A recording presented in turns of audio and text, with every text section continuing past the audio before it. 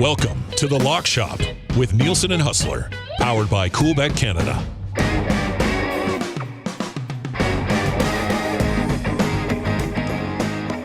It is 11:04, and you are riding with the Lock Shop. Thank you very much for being here today on Edmonton Sports Talk. If you're listening on a TuneIn or iHeart or at edmontonsportstalk.com, of course, you can text us anytime, 780-218-9999. Huge slate in the National Hockey League today. The Oilers are in action. The Jets are in action. Every single team in the National Hockey League is in action.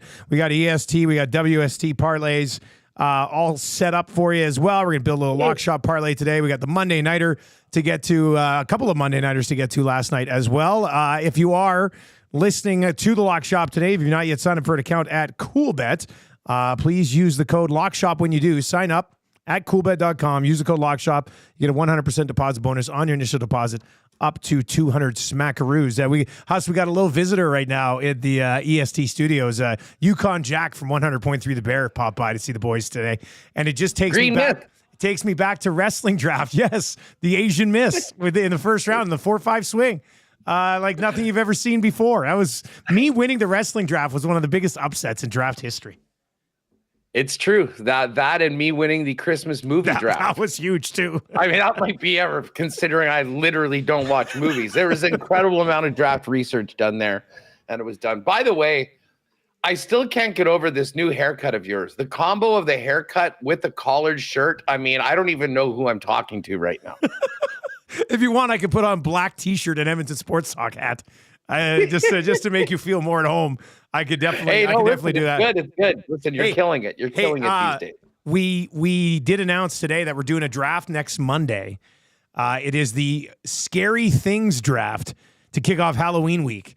A list of things that scare you from, and we got a bunch like movie characters, movies, 3 different scary sports situations that would scare you, and then we've got like phobia, like different natural sort of fears. Man, I got to get the list. I think I might have thrown it out. I gotta make sure I grab that from recycling. But it's going to be a real fun draft, buddy, on Halloween, or not on Halloween, but to kick off Halloween week. Draft of scary things. What scares you, Huss? What are you any scary legitimate things? Well, I'll tell you what should be 1-1 in the draft. If there's 3 scary sports things, 1-1 should be Patrick Mahomes getting the ball with 2 minutes left within 1 score. Here we go. I knew it. And I'm sure there's a few Bills fans that will know exactly what I'm saying. 13 seconds. You know. Well, there's one Bills fan, Lieutenant Eric, in the draft. So we'll see. Yeah. He'll know about that. That's a great draft. That's a great great one. Theme and whatnot.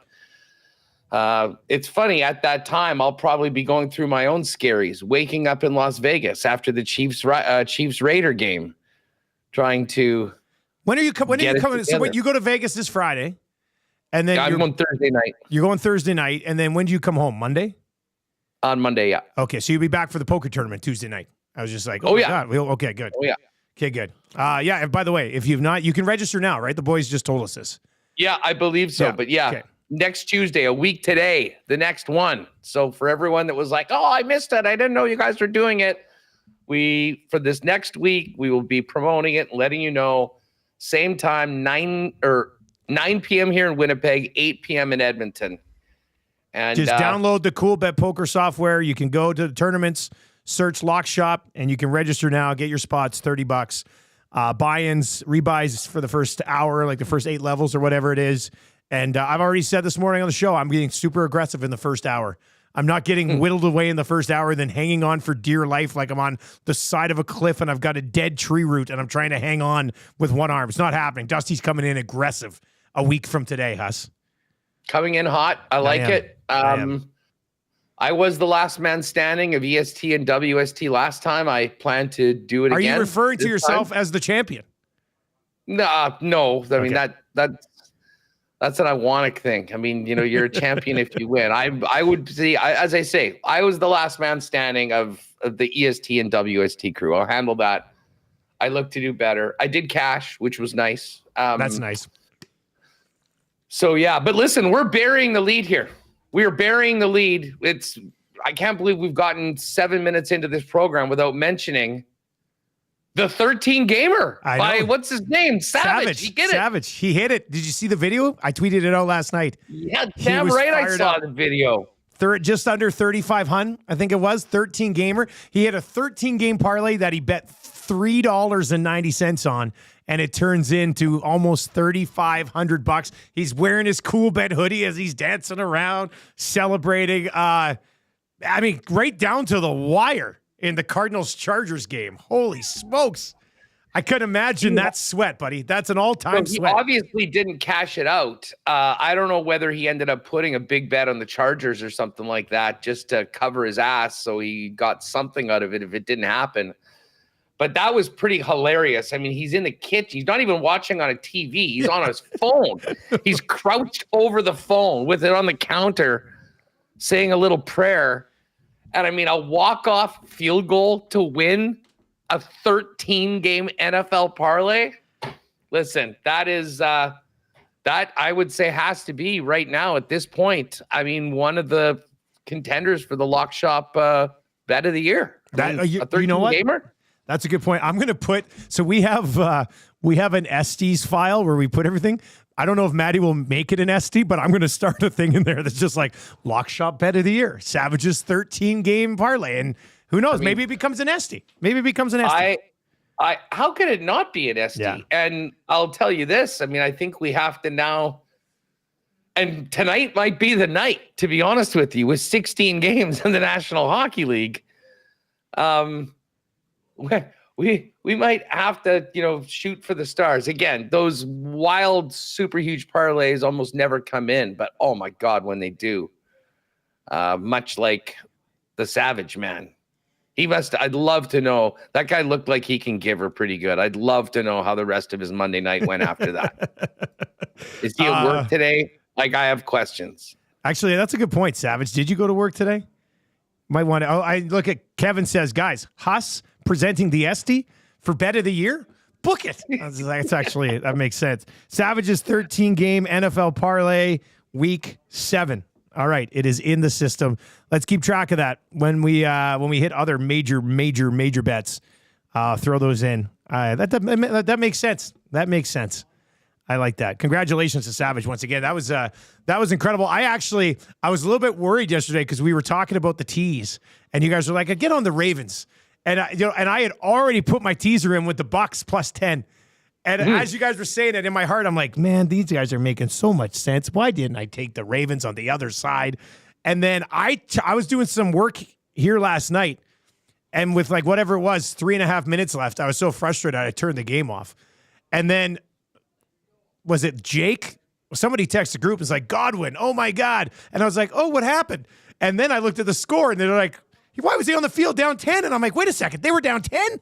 Perfect. So I ended up pushing that leg of the tees and then hit the other 3. So I don't know. It ended up being like plus 190 after the push on the 4th leg. But so that was, thoughts on that game. As a Chiefs fan, watching the Ravens win their last 5 in a row and Derrick Henry on pace to set the all-time rushing record, and Lamar Jackson, the first ever quarterback in NFL history to have 4 games of 5 touchdowns and less than 5 incompletions.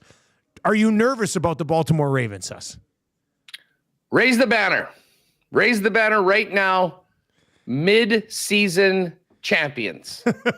Baltimore Ravens. Even though they're not. They have 2 losses. And let's not forget they threw up all over themselves and lost to the freaking Raiders at home after losing to the Chiefs in week 1.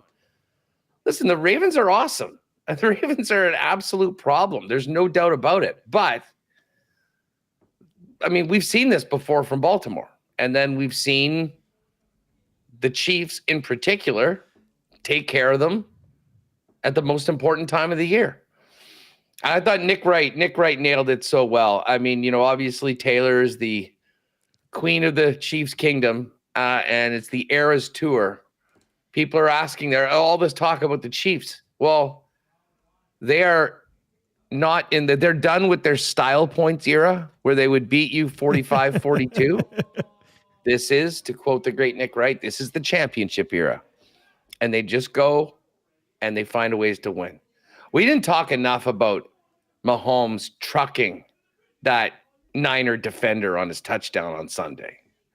I mean, it was funny. They asked him about it afterwards. He's like, well, I didn't mean to blow the guy up, but I'm a little heavier right now. So, there's just a little more pop when I blow into guys. Listen, I think the Chiefs are still the team to beat, but Baltimore is probably the scariest team right now. Like if you were playing the Ravens next week or the week after, the defensive coordinators are probably up at night going, what the hell are we going to do? The one guy that has found a way to win, though, against them is Spags and Andy Reid and the Chiefs. It's hard for me to imagine an AFC championship game that's not Chiefs-Ravens, though. I'll say that. Yeah, nothing against the Bills, but I agree with you. I mean, might as well just fast forward to Chiefs-Ravens. The Derrick Henry factor is going to be interesting. Like, in fact, one of the Ravens' failures along the way was to Derrick Henry and the Titans. Like in their series of disappointing playoff loss after disappointing playoff losses, he was one of them that killed them along the way. He did nothing in the first half. I was on full-blown tilt in the first half because he only had 12 snaps in the first half of that ball game, and then obviously, he had just a huge second half to seal that one away. Did you check out the Cardinals and Chargers at all, Huss? Well, I did because, like many, I flicked over to it, and I still have no idea how the Ravens only won by 10. Like Lamar, and here's an absolutely insane stat. I think I don't have it up anymore. Lamar Jackson in 84 games has 5 games of 5 touchdowns and 0 picks. 84 games. Jeez. The other guys on that list are like 240 starts, 250 starts. Dan Marino's not even on the list. It really is amazing. But this is the thing. I mean, you can beat up on teams, on mid teams, and you can put up big numbers. And listen, the Chiefs have done that in the past. But as we all know, the playoffs are a different beast and a different animal. However, I will say this. I'll give the Ravens credit in that, what happened last year against Kansas City in the playoffs. They ran the ball a few times without any success and then basically just felt like they could not run the football anymore, and it was all on Lamar to win it with his arm and his legs, and he wasn't able to do it. It's going to be a lot more difficult to stop them now with Derrick Henry. I would give the Chiefs the best chance of any team to do it. I mean, that defense has been absolutely phenomenal all season long, and they're there. But, with it, the other thing is that who knows what these teams are going to look like by then. Like, it's always fun to kind of make these snap judgments. And listen, I think you could do it with Kansas City because of the teams that they've made and what they've done over the last few years. But the Ravens, with what they haven't done the last little while, I mean, like, they're going to need to stay healthy. Derrick Henry's going to need to be good. Lamar's going to need to be good. They're going to need a lot of those things to go right if they're going to be able to get past them. But, I mean, again, not to stroke the Chiefs too much, but, I mean, you think about they're now 5-0 against Kyle Shanahan. Beat the Ravens in the playoffs last year, beat them first game. I mean, they're coming up big and they're playing the big teams. What's interesting about the Chiefs right now is if you look at their schedule. So the Chiefs have the Raiders this week. They have the Bills. Okay, the Raiders on the road, home to the Buccaneers, home to the Broncos, and then the game we were talking about yesterday, Grey Cup Sunday. Yes. Chiefs at Bills.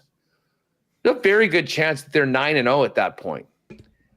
And if they were to win that game to get to 10-0. Are you saying run the season? Listen to the rest of their schedule. I saw it yesterday. It's not that. Panthers, Raiders, home to the Chargers, Browns, home to the Texans, at the Steelers, at the Broncos. Again, is not up. Like, by far the most difficult game on the schedule is the Bills game. I mean, I guess that game at the end of the season at Denver. I was going to say in Pittsburgh. Is it in Pittsburgh or are they home to Pittsburgh? Yeah, in Pittsburgh on Christmas Day. You know what? I'll just say the schedule seems easy. I'm going to deem the Kansas City Chiefs a schedule fraud. That's what we're doing, Huss. Well, are the Ravens good? Because they beat them. Everyone was talking about Arrowhead as Burrowhead. They beat them. They then beat the Falcons, the Chargers, the Saints, and the defending NFC champion Niners. They did go in and smash them. So, I mean, they've already played 80% of their tough games this year. Oh yeah, right? Listen, when I looked at the schedule at the beginning of the season, I'm like, okay, if they can be 4-2 out of the first 6, they'll be in really good shape. Well, they're in better shape than that. But yeah, back to your question about that Chargers Cardinals game. That reminded me that should have been a Thursday nighter. Yeah, like that's what Thursday night football used to be. Give me one kicker kicking 5 field goals. You mix in a touchdown, a couple other FGs, comes right down to the end. I mean, listen, pretty good game. I thought Kyler Murray was very resourceful. He's so funny, man, when he makes those big runs. Like the one that he scored on. The minute he got a step on that guy and was around, it was over. And he just sort of trotted in. Then he went, I don't know what he was doing. Was he meditating in the end zone? Is that what he does now? A lot of guys go crazy. He just does a little meditation. But I will say this. Lamar is the MVP again now. Do we have updated? We'll take a look at the week lines. Or we'll take an early look at the lines for the week. Let's see here. Awards. Yeah, he is the plus 250 favorite. I figured that's where it should probably come in. Here's your top 5 for MVP right now. Lamar plus 250. Mahomes 5-1. Josh Allen 6-1. My man Jared Goff at 10-1. And Joe Burrow at 14-1. What's the best value on the board there, Huss? Well, I'll tell you what. If the Lions win the NFC, I think that Jared Goff actually could end up being someone that gets some steam in the second half of the season. I mean, you think about his numbers and his completion percentage. Like, it's ridiculous. He had an 18 for 18 game against Minnesota. He was 22 of 25. Listen, do they have a great running game? Absolutely. But Goff, from a personnel perspective, is making the most of everyone around him. He's not making mistakes.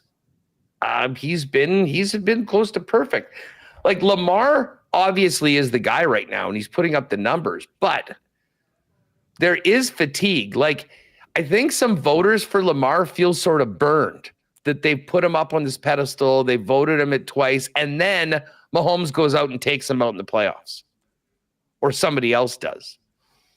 So I think he's going to have to clearly be the guy if he's going to win it this year. Right now, he clearly is the guy, and that's why he's at plus 250. But just the fact that Goff is there at 10-1, I mean, he's not doing it on his own at all. But, I mean, man, he's such a great leader. That team has rallied around him, and he is playing as efficiently as maybe anybody because every time he throws the football, it seems to be caught. So I'd say Jared Goff, if you're looking for a pick outside of Lamar Jackson, Jared Goff at 10-1.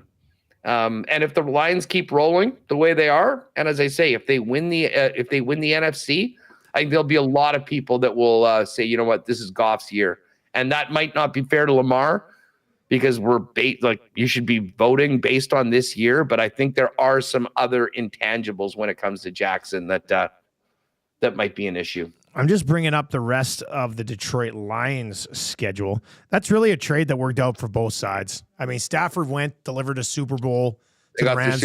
Jared Goff he's very capable of looking like he could do the same for the Detroit Lions. So they get the Titans this week. We'll look at that line in a second. It's a big number.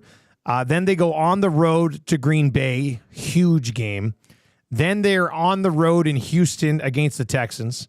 Then they're home against Jacksonville, at Indy, home against the Bears, home against the Packers, on the road against the Bills, in Chicago against the Bears, and then they finish with the Niners and the Vikings. There's some good teams on that schedule still for the Detroit Lions the rest of the way. Like the Colts, The Jags and Colts this year. I mean, those should be games there. They kind of go on that run through the division. Texans, Jags, and Colts. But to finish the season, Packers, Bills, Bears, Niners, Vikings. Not easy. Not an easy stretch home, man. Hey, I just pulled up the Goff for Stafford trade. Yes. Do you know what that turned into? Not off the top of my head, but give it to me.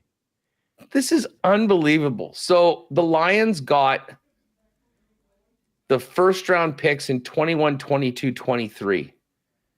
Now they did make a couple trades and trade down or trade up or whatever.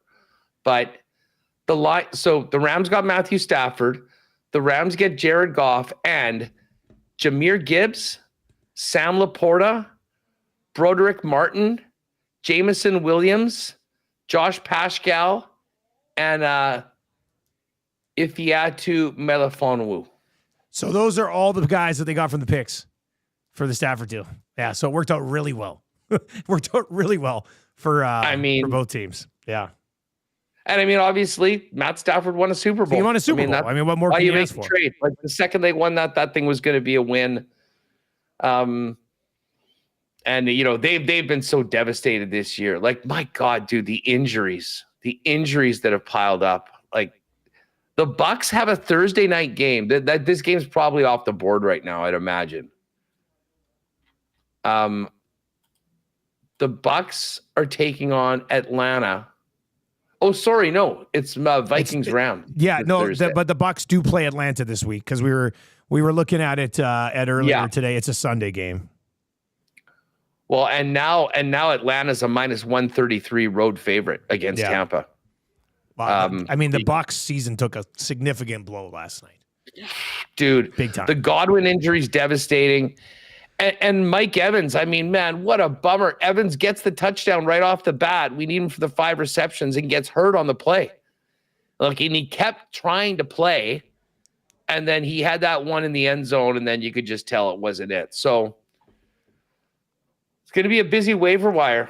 Who are the Bucks receivers that we should be jumping on right now? That's a really good point. Let's see here. Let me bring up Week 8 waiver wire. We'll look at the. Let's. I know people are talking about Ricky Pearsall with San Francisco with Debo in the hospital, and Ayuk out for the season, so that's not good. Trey Palmer and Sterling Shepard are going to be your guys. Sterling Shepard reemerges. God, I love it. I think he caught one of the 2 points last night. They had a 2-point conversion that he caught. Yeah, he did. Let me see here. So, but I mean, you just think Kupp and Nakua, Tyreek Hill basically useless because Tua has been out.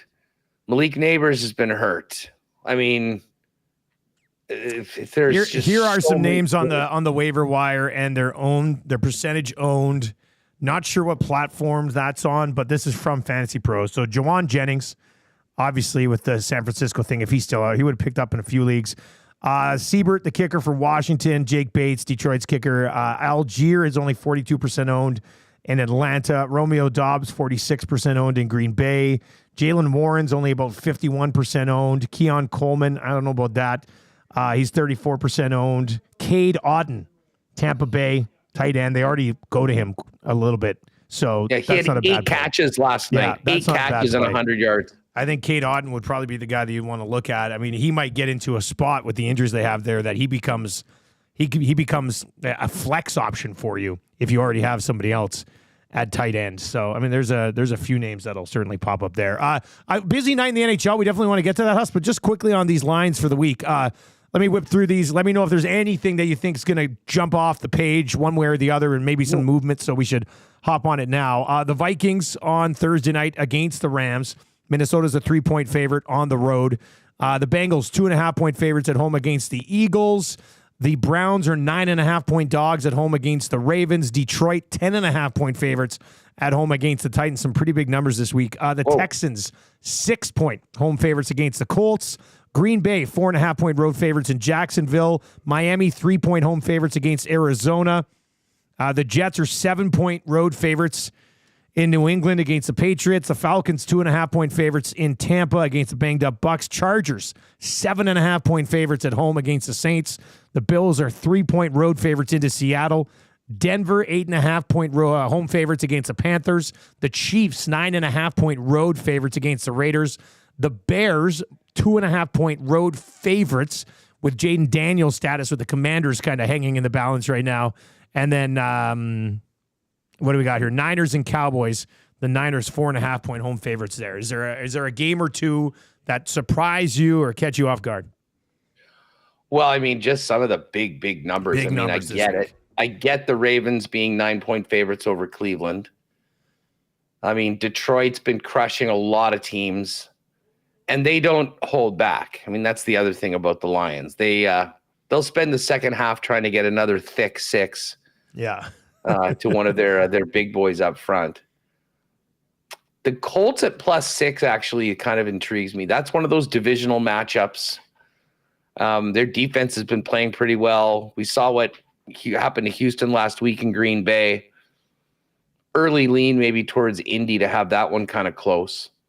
Packers -4.5 in Jacksonville. That is a weird line. That is. What would you have thought that line would be? You think, would you have thought it would be more?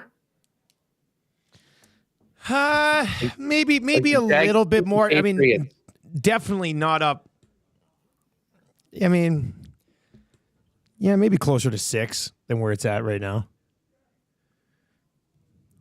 Miami, Tua's not back this week, is he? I believe he's going to practice on Wednesday. So, at least that's what I heard on a podcast yesterday. So, well, yeah, he did say that. Yeah. I mean, he met the media, so I mean, you would see, and he says he's not going to wear the Guardian cap. Yeah, he said he's like, what did he say? What was the line? Something like, I'm paraphrasing, but he loves this game so much he'd be willing to die for it or something like that. So, well, I don't want to make light of it, but I know the longer he stays out on the field, yeah, it's becoming. I mean, a sad I story, will say this: I said the same thing about Zach Caleros at one point. Yeah, I did, and then he came to Winnipeg, and he has completely rewrote his career. But he's also, for the most part, been a heck of a lot smarter about protecting himself. And Tua just has to do that, preserve himself moving forward. I wouldn't be surprised if this Atlanta number goes up because of those injuries that we've talked about with the Buccaneers. Wow, Chargers. The Chargers laying 7.5 against anyone after the offensive performance we saw last night against the Cardinals, a little surprising. And the Broncos, I mean, this just shows you how awful the Panthers are right now. That the Broncos are 8.5-point favorites. I know. Normally I'd say Chiefs at Raiders. Raiders +9.5. I'd say that's like an auto bet. The Chiefs famously are keeping all these games close and just finding ways to win. I do think this might be very different, though, this week, even though this is who Mahomes is going to be passing to this week. Xavier Worthy, Justin Watson, Mecole Hardman, Sky Moore. How come you didn't mention Travis Kelce? This is what concerns. Concerns me. Okay. Because those are the wide receivers. Trust me, Kelce, Noah Gray, those guys are going to be getting. And Gray was targeted a bunch of times last week. Quick question off this one then. Spite League question. I've got Travis Kelce and Brock Bowers. They go head to head this week. Bowers is like the only person who catches the ball for the Raiders, but the Chiefs obviously have an outstanding defense. Kelce was a major disappointment from fantasy this week. He has been a lot of the season. Yeah. Do I start Bowers against your Chiefs, or do I start Kelce for your Chiefs? Well, I have a feeling that they're going to be throwing it a lot, so they'll probably go to him quite a bit. But again, I think they're going to need Travis a lot more. I mean, now with the way things are, like Sky Moore is so bad. I cannot believe they're still he's got a spot on the 53, and he probably wouldn't if a few other guys got nicked up. So that's actually a really tough call. That is a really tough call. I mean, Bowers is awesome. He's double-digit targets like all the time. He's heavily involved in their offense. I know, like, this is a CBS league. They've got Kelsey projected for like 13 points and Bowers for 8. But they also had Kelsey projected for many more points than him last week, and it wasn't even close. So, I mean, Bowers 10 receptions, 93 yards last week. The next guy 3. Yeah, like he's their go-to guy.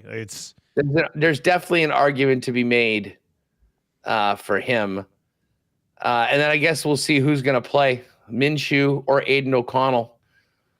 If you recall, the last time Kansas City lost a game was Christmas of last year against the Raiders at home. And that was the game where in a matter of, I think it was 9 seconds, the Raiders scored 2 defensive special teams touchdowns. And then Aiden O'Connell played the remainder of the game. He did not complete a pass in the second, third, or fourth quarter. And they won. And at that point, everyone wrote the Chiefs off. They have not lost a game since then. I do think Mahomes, we might get not Patty Mahomes, but Petty Mahomes this week. Petty Mahomes. Mahomes in full FU mode.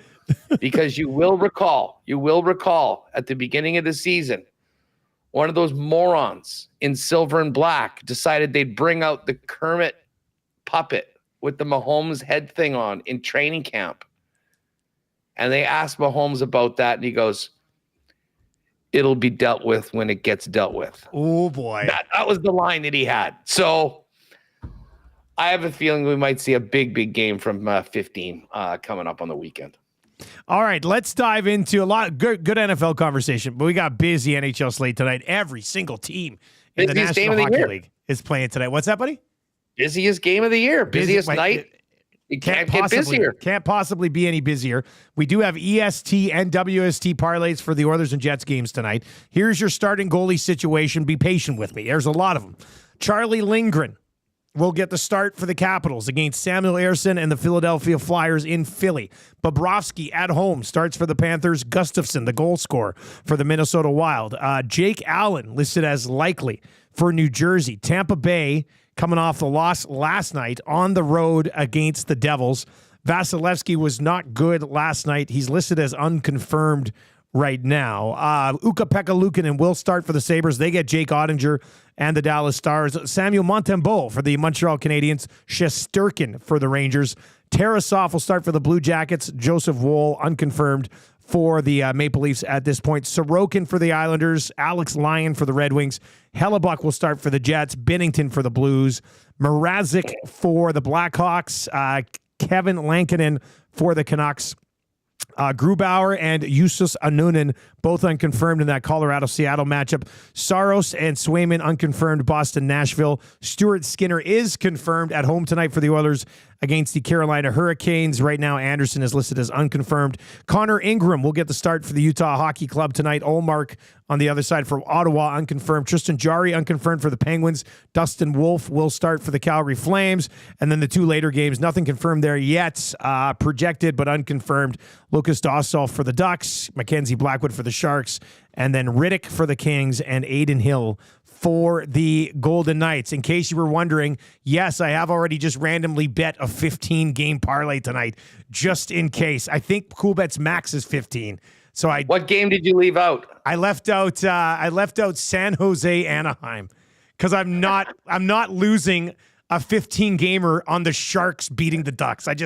I couldn't do it. So I've got 15 other games. $5 pays $45,000. So Huss, just a heads up, if I cash that tonight, I'll see you in Vegas on Friday. All right, buddy? Yes, that's perfect. You might be going up to the penthouse then. What do you got for the WST parlay, buddy? WST Jets in St. Louis to take on the Blues. We are going with Jets money line, Kyle Connor to score, Scheifele and Morrissey both to get a point, plus 465. We're 1-1 on the season with the WST parlay. And dude, the Friday one that I had, which was Jets -1.5, Connor and Scheifele each to get 2 points. They both had points 10 minutes into the game. Oh, boy. The Jets put up 8, and they didn't get it. It was all Perfetti and Ehlers and the Metzdikoff and all that. So we're going back to the well with those guys tonight. Connor, Scheifele. Connor's got to score. The other two guys just need a point. Jets to win. Get it to 6-0-0. What's the feeling about this Oilers-Canes game tonight? Well, I don't know. The Oilers had McDavid and Draisaitl together. Now they've split them back up. They're back on separate lines. They put them together to try to get them going, and they won 2 of the 3 games. You know, I don't know if I necessarily like the line juggling this time because they won 2 games. Then they played really well in Dallas for like 38, 40 minutes. And then Dallas took advantage of a couple of mistakes. But I didn't think the Oilers played poorly in that game. And they're still going to bust up the lines and move everybody around. So I haven't got tabs on Carolina at all yet this year. So I'm interested to see what they bring to the table. We talked about it a little bit with Jamie McLennan earlier this morning on, is Carolina still an elite regular season team in the East, or are they taking a step back? So I guess I'll get my first look at it tonight for the EST parlay. Zach Hyman, who 6 games into the season does not have a point, getting him on the board for a goal tonight against Carolina. So Hyman for a goal, Bouchard with a point, and the Oilers to win plus 430. So really nice number on this one. Hyman just to score, I think, is now plus 147, whereas at the beginning of the season, he was like a minus 110 number. Like, they have 12 goals in 6 games so far. Their power play's at 6.7%, and their penalty kill is even more embarrassing at 55%. So the Oilers have been a little bit of a riddle here so far to start the season. I feel like there's a 6 or 7 goal game coming for this team over the next. They get Carolina tonight, and then they get Pittsburgh on Friday. Pittsburgh's in Calgary tonight. I don't know if Pittsburgh goes and plays like Vancouver Thursday and then comes here or what. But I think there's an offensive explosion coming at this point. It's tough to expect it with how much they've struggled so far. So Hyman goal, Bouchard point, Oilers win, plus 430. Both the WST and EST parlays are available on the exclusives tab over at Coolbet.com. You just mentioned power play. I'm pulling up the power play numbers for the entire league. Aren't the Jets right at the top? Number 1. Yeah. Number 1. 43.8%. They scored 4 in that game on Friday. Well, I'm wondering whether that's a record, whether they've ever done it. But like you mentioned, the Oilers have scored 12 goals. The Jets had 14 on the weekend. I mean, they're rolling right now. Everyone's getting in on it. Big game tonight. But seeing the Oilers at 6.7%, 1 power play goal on the season in 19 man advantages, like, how is that possible with the guys that they have on that team? It doesn't make any sense. Like, we did it yesterday. We went in on Natural Stat Trick on the oil stream yesterday, and on their 15 power plays they've had so far this year, they have a combined 17 shots. 17 shots total on 15 power plays. It's not clicking right now. And it's been so good for so long. You're not blowing it up or anything, and it's probably just a matter of time until it kind of hits, and maybe that's tonight against Carolina. But man, it's tough. What about other games here, Huss? We got a ton to choose from. There's got to be at least a juicy 3-gamer, if not a 4-gamer here for the taking tonight. Yeah, we should get Jake to just throw up a for the community Jets Oilers parlay. Yeah, that's plus 194 if you want to throw that in. Thank you, Jake. Going through the list. I should check I just want to quickly check the Panthers here. Do we know are they getting any of their guys back? No, Lundall's still there. Kachuk is back. All right, that's significant. They're still without Barkov. I know Barkov was close, but I don't think he's ready yet. I can get down with Florida though a little bit more, at least if he is there. Philly over Washington. Okay, I think this is a good spot. It's on my 15 gamer. Yeah. What about like the Lightning and the Leafs are the two teams that played last night. The Leafs have Columbus, so I mean, yeah, I initially I do like the Devils tonight against Tampa. I would have liked it more with Markstrom, but did I not say they're going? I don't think Markstrom's starting tonight. Jake Allen is listed as likely. So yeah, I don't love it as much, but Tampa. It's probably him versus Jonas Johansson. That's probably what you'll see on the back-to-back. So, anyways, I still like the Devils there. Dallas at minus 156 in Buffalo is probably a number you got to get on. I mean, that's you saw it. Dallas is a really, really good team. I think they've just lost that one game to Washington so far this season. I do like the Jets tonight. I definitely like the Vancouver Canucks tonight in Chicago. I think I'm sort of done with. I'm going to wait and see how this plays out with Colorado, but I don't mind the over in Colorado games. I mean, we got. It was funny. I had the last play of the day last week. I took the Ducks over 2.5 team total. It took, I think they scored the third. They had 2 in the first period, and they had waited till like there was 10 seconds left in the game to get the third one. That one went to overtime. They ended up losing. And then can we make it 0-6 with the Predators? Boston plus 108 in Nashville. And they can't get a win right now. I think they get one tonight. I'm staying away from it though, unless I'm doing a 15 gamer where I'm betting on every single game. On your 15 gamer? I don't even. I mean, I was all over the place on my 15 gamer. Let me bring it up here for you. That way, maybe we can get it. Now, I just bet Jeff Skinner over 2.5 shots. Rod Z had that trend in the chat. I was going to my most recent bets, and that one's in there. Over 2.5 shots for Skinner tonight, plus 135. He's hit it 6 games in a row. So, yeah. Okay. So I went with that's plus 135. That's a pretty good number. Okay, you want the 15 gamer? Here's the 15 gamer. I am on the Preds in the 15 gamer. All right, so I'm on Philadelphia at home against Washington. I'm taking Minnesota on the road in Florida.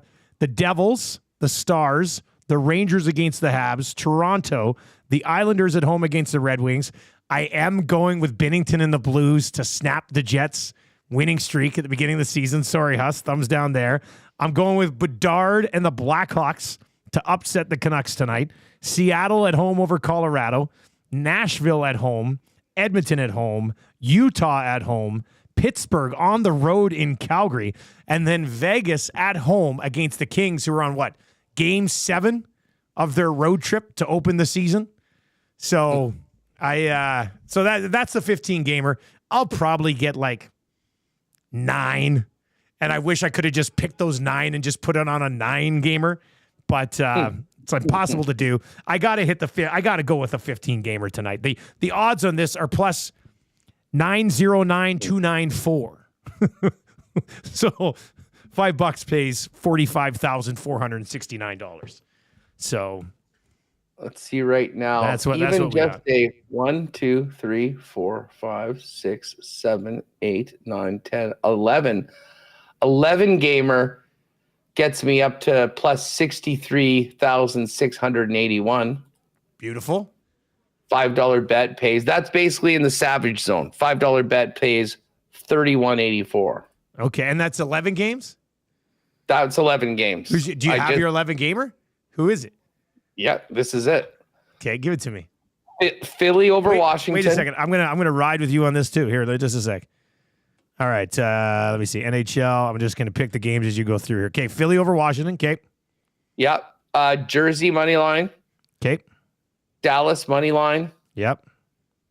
Jets money line. Okay. Canucks money line. Abs Kraken over 6. Over 6. Okay. Bruins plus 108. Bruins plus 108. Got it. Oilers money line minus 131. Sens plus 103. Sens plus 103. Pittsburgh minus 101. Yep. And Vegas. I do like Ottawa tonight. I like Ottawa to I think they're going to go into Utah. They're 3-2 in the season. Just got a big win against Tampa. Power play's been really good so far this year. They're number 2 in the league. I think they might be able to get one tonight. And I'm with you on Pittsburgh. Like Pittsburgh, although they might be out on Mike Sullivan. There was a play in the game on Sunday. I can't believe I'm saying this, but Crosby, of all people, sort of dogged it back to the bench and just basically gave up a real grade A scoring chance. And I kind of look at him as the conscience of that team. So if they're out, but they were not very good. The Jets just completely took over that game midway through after Pittsburgh was up 2-0. So I kind of do like them to come back and make a statement tonight against the Flames. Well, I was also on the Penguins in my 15 gamer, so we both like them. We want to take. We both like the Devils, do we not? Who do you like more, the Devils or the Stars? I kind of like both of them. It's the exact same number too. Yeah, I'm fine with that. They were both on my card too. If we went, let's see here. If we just went Devils at home against Tampa on back-to-back, Dallas on the road in Buffalo, and then Pittsburgh plus 436. Plus 436. What happens if we add the Vancouver? Plus 737. Plus 737.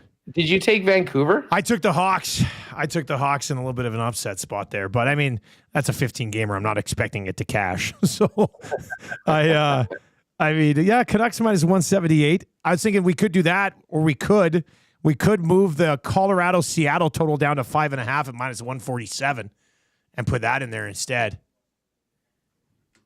Just to avoid the push at 6. Yeah. Instead of the Canucks, unless you really love the Canucks. No, I could bet the Canucks on something else if we want.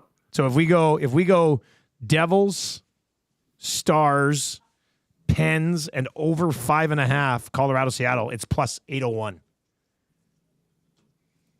So perfect. I think let's do that. Good. And that'll be a little boost on that too. So let's do that. Let me take a picture of this and I'll get her over to Jake.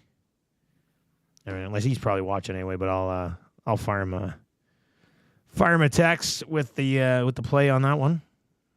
Beautiful. It's coming up on Winnipeg Sports Talk today, buddy.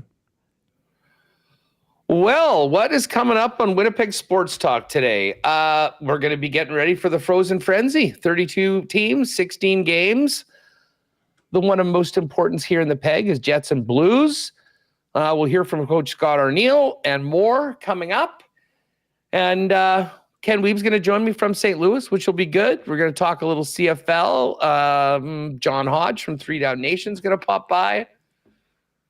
Got a little pre-taped interview with Simon Lundbark from the Moose, which was fun to play for everyone. And then we'll have fun going through the Coolbet lines and touching on a few of these beauties that we've put together for tonight. This is parlay in the National Hockey League. Oh, this is it. This is parlay night right here.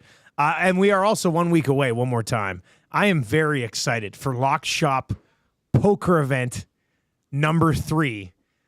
We've got a good feel for it now. The first one we didn't stream. The second one I streamed. I went with the Coca-Cola Oreos. It was a major backfire. I'm going to stick with my soft and chewy Chips Ahoy cookies this time with a little bit of milk to dip. It'll make me feel more comfortable. And we'll get after it. We had 80 entries, or at least 80 I guess 80 entries technically after the rebuys were included in that last time. And when the tournament wrapped, right around midnight last time. So it's about a 4-hour event if you take a deep run into it. But it provided a lot of fun and highlights and good moments in September. I am actually very excited to sit down and stream poker next Tuesday night, buddy. I can't wait. It'll be great. You're getting the Coca-Cola Oreos. I will probably be grabbing a 15-pack and just going to work, grinding through the lock shoppers, through the ESTers, through the WSTers, and trying to keep that bounty alive on our head. And again, there is a special like internal competition of who will be the last man standing. And right now, that is me of EST and WST. So Remus and I will be ready to go next Tuesday night. Well, WST is last man standing twice, buddy. Remo finished second in the first one, and then you were cash last time. So EST's got to step up, and we're firing more bullets. You know what? We have a shorter bench. It's true, but we've got guys that step up in the big games. All right, buddy. Enjoy the busy NHL schedule tonight. Go check out the combo cards. There's a bunch of stuff going on at Coolbet right now. A real fun night with 16 games in the National Hockey League tonight. And man, if I hit 14 of 15, I am gonna be rattled. That'll be tough. Just quickly on the way out. Remember, I was saying the for the community. Yes. Jake's in on it too. We can't forget that. So there is the for the community. Leafs, Jets, Oilers. Boosted to plus 375. Got to throw the Leafs in there, hey? Well, I don't mind it. And you know what? I have my free bet from last week. So why not use it here? There you go. The way it's meant to be. All right. Got it. That's going to do it for the Lock Shop today. Yeah, it's going to be a great game tonight. Enjoy. The Jets look to remain perfect. Oilers look to avoid a 2-5 start, which would be interesting. We'll have the GCL Diesel pregame show starting at 6 o'clock right here. Postgame to follow as well. 2 guys and a goalie coming up. We've got tickets actually for the game tonight to give away. So we're going to do that on 2 guys and a goalie. We'll take a look at the line shuffling both up front and on the back end by Chris Knobloch as the Oilers return home here to get the job done tonight. We'll see if they can do it. For us, I'm Nielsen. Thanks for joining us today. Best of luck tonight. We'll talk to you tomorrow on The Lock Shop.